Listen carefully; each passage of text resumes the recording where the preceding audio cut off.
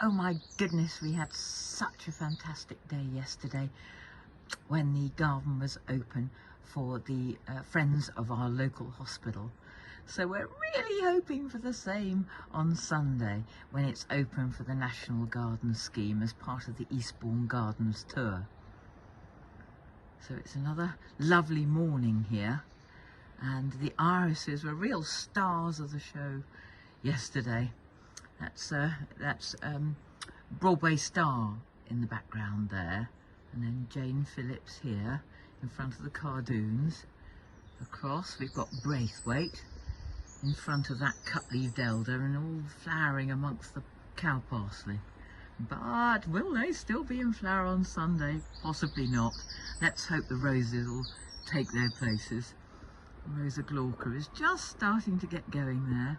Now the big star yesterday was the abutilon vitifolium.